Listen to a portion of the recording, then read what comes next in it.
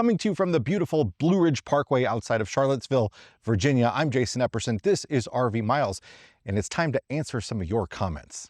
Welcome back, everybody. This is one of my favorite videos we do every month where I get to go through the comments and answer some that I feel needed some extra special attention, like this one. This is from the video I did on tow haul mode. It disables the overdrive so the transmission doesn't get effed. This guy isn't as bright as he would like you to believe. It absolutely does not disable overdrive on modern trucks. You can look at it yourself. Go into tow haul mode while you're driving and you can absolutely get into your top gears. It does not disable overdrive. Maybe it used to, doesn't now.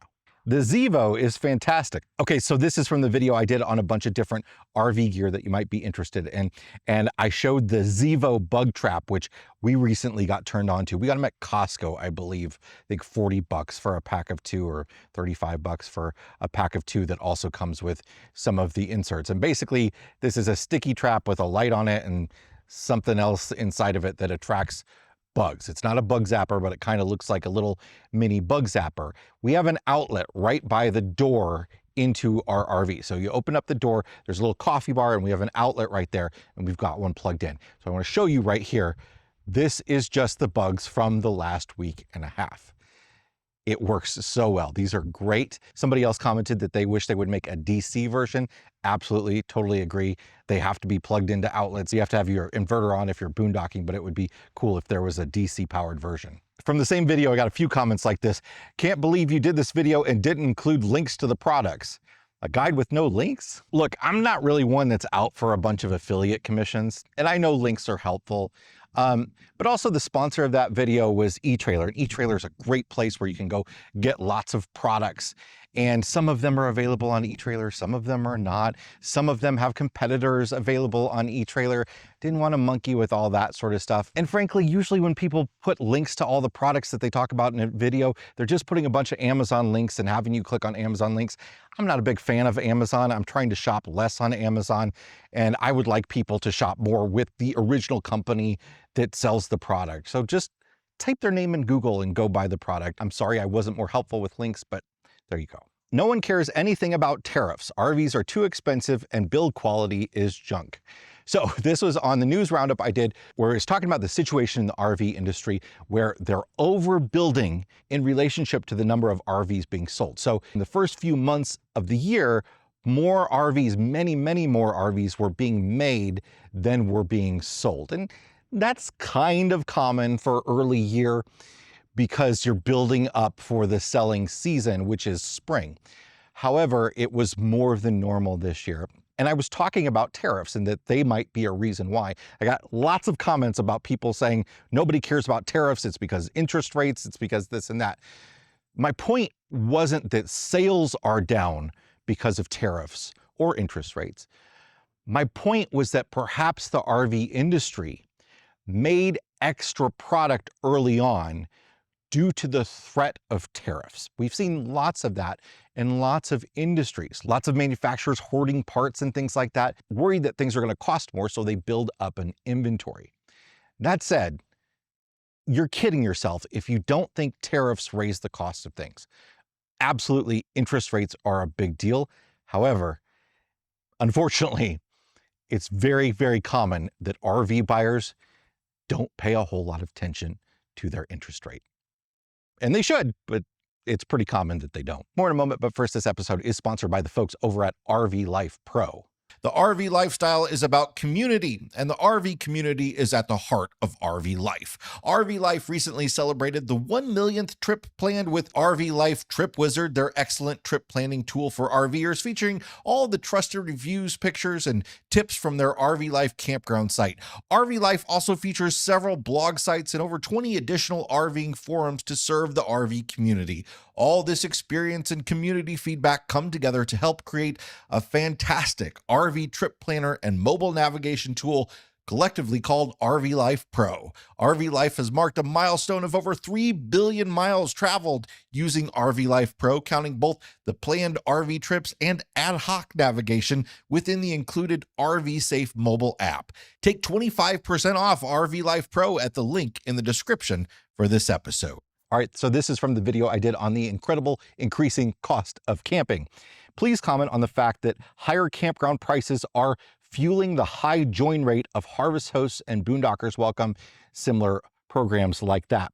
These two platforms are enjoying explosive growth, and others are as well. Hip Camp, there's RV Overnights, there's several different places that are alternatives to traditional campground camping, and that's absolutely true. Those places are booming, and part of it is because the incredible increasing cost of campgrounds. It's a lot more affordable, even though people complain that if you go to like a Harvest Host, you have to spend money at that business. But at least if you spend money at that business, you get something out of it. If you go to a brewery or something, you buy dinner there, that's your dinner for the night.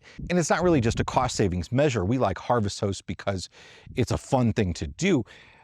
That said, yeah, a lot of people are trying to save money any way they can. Quick and easy overnights are getting harder and harder to do.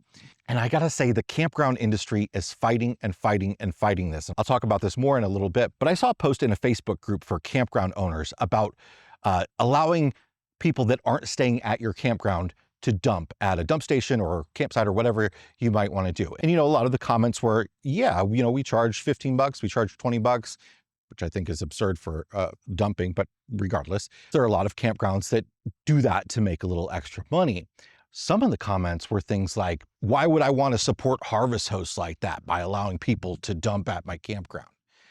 And that's the attitude that's just going to drive more and more people to these alternative camping programs, because people don't like visiting campgrounds where they either nickel and dime you, or they just charge exorbitantly, or they're grumpy like that and don't care about supporting their community in other ways.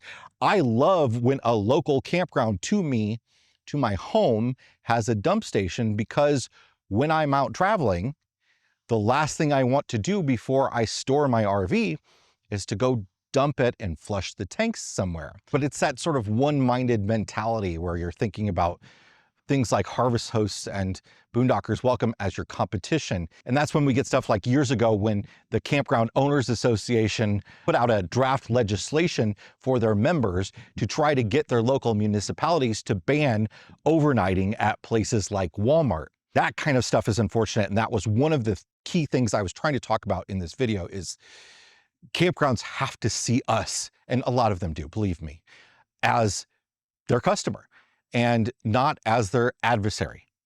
And when they see us as their adversary, it really brings down the whole experience. Another comment from that video. Jason, your rant about RV prices, quality, and campground costs is so naive. That's not how it works. That's not how any of this works. I'd unfriend you. That's not how it works. That's not how any of this works. I think they're referring to the fact that I'm telling both RV manufacturers and the campground industry that, look, the cost is too high for us. We're all feeling the pinch of the cost of camping. It's too high. And I guess they're trying to say that just me saying that isn't going to lower the cost of camping. I know that. I'm not dumb. I'm not naive. But we do need to say it. We need to be vocal about the fact that the cost is too high. Things are too expensive. And most of these campgrounds aren't major corporations where they have all sorts of research into pricing and data and all that. A lot of them are making gut decisions. And they need to know that, hey, a lot of us are camping less. You might still be fairly full, but industry-wide, a lot of us are camping less. Doesn't mean we're giving up camping, doesn't mean we're not camping, doesn't mean we're not traveling. A lot of us are camping less. We're doing one less vacation a year. We're trying to boondock more. We're trying to stay at places like Harvest Hosts and Boondockers Welcome more, because the cost of camping is so high. If they don't hear us say that, then they don't know it's happening. If they hear us say that, maybe they will pay a little bit more attention to the fact that some of them are driving customers away, even if it doesn't seem like it, because people are paying the $120, the $150, the $180 a night. Okay, this one from the video about the terrible flooding in Texas Hill Country. One thing to remember about the flooding at Kerrville is that the river is normally 2 feet deep. Also, everyone should have a NOAA weather radio that is battery or dual powered. Many times you won't have cell coverage, so you won't get a notification, or you might not hear it. You might not have cell coverage. Cell towers can go out. Internet can go out. Power can go out. That kills your Starlink or your cell router, whatever it might be. many reasons to get a NOAA weather radio. You might already have one. Maybe you have a walkie-talkie or something that has a NOAA weather radio band on it, but get a NOAA weather radio. They can be lifesavers for sure. So you lived in your RV full-time. What company did you use to insure it? How much was it? Is the rate different living in it full-time versus using your homeowner's insurance policy to cover it? Thank you, love your videos. So we used Progressive for full-time coverage, and we still do, even though we're not full-time anymore. Take a look at your insurance policy. You might enjoy the benefits of full-timers coverage. So Progressive does it a little differently than some other companies. They have a full-time add-on rider. So you can get your RV insurance, and then in that process, you add full-timers insurance on top of it. For us, it was like 30 bucks additional, and it's going to depend on the coverage you get, but additional 30 bucks a month. And that's going to cover belongings in your RV because your normal insurance does not. Homeowners insurance covers belongings in an RV, but if you don't have a home and don't have homeowners insurance, full-timers insurance will cover the belongings inside. It'll also cover like accidents at the campground. So if somebody is visiting your site and they trip over your stairs and they sue you for damages because they got their leg broken or something like that, full-timers insurance helps cover some of those things. So for us, it's still worth it to have. Okay, a couple comments from the video about decks and about the Sabre Sun Deck that we have on our Sabre 37 RV Miles fifth wheel. Can you talk more about how the deck works? Is it 12 volt, 20 volt? Is it similar to any of the existing slide systems, cables most likely? Do you have to hold the button past when it appears fully open or closed? So I'm sorry I didn't explain this a little bit more in that video. Yeah, it kind of operates like a slide. You press the button and hold it down until it's all the way out. Kind of has a click when it gets into place and stops. The motors don't need to synchronize. In fact, I think it's only one motor. So you don't need to do that thing that you need to do with like Schwintek slides or cable slides, where you hold the slide button down for an additional 3 seconds after it's fully open, after it's fully closed, to synchronize the different motors up. So that's not a problem at all. And especially because it's gravity. You can't kind of overdo it or underdo it. It is held up by cables, but when it gets all the way down, the cables will sort of like spring retract if you push them out too far. And when it gets fully closed, it just sort of stops, I think, from just the pressure of being closed, tells the motor to stop. So it's real simple and easy to do. Yes, it's 12 volt, just like all your other slides and stuff. Super easy to put out, even simpler than most slide systems. Also from that video, several comments like this one. Just out of curiosity, is there a way to manually retract it if the motor fails? You just lift it up. It's heavy, but not like incredibly heavy. Abby and I could certainly do it. I could probably push it up on my own if I really had to, but easily Abby and I can push it closed, and then you could lock it in place if there is any sort of problem. But again, it is a simpler system than most slide systems, so don't worry too much about that. But yeah, there's still possibilities, like you could have a fuse blow, things like that, but you just push it closed. All right, that's it for the last month's comments. I'd love to know your thoughts on any of these comments or any other comments or questions that you might have, and I'll try to answer them on the next one or in the comment section itself. Thanks so much for being here, everybody. Hey, remember, we have our homecoming rally coming up. I know I talk about it all the time. It's at the end of September. It's our annual sort of celebration of the end of the camping season in Amana, Iowa. We have a lot of fun. We have games, we have door prizes, we have communal meals. We visit the historic town of Amana. There's great breweries, antiquing, wineries, all that sort of stuff. It's really affordable. We charge a really low rate. We lose money on it. All that money just goes to paying for the food. The campground is full hookups and only charges us 35 bucks a night. So it's a lot of fun. It's right off I-80 in Iowa, near Iowa City, sort of. So it's really convenient for a lot of people to get to. We hope you'll consider coming. Information is at a link in the description. Thanks again for being here. Hit the like button if you got something out of this video. Subscribe if you want more like it. And we'll see you next time. Bye, everybody.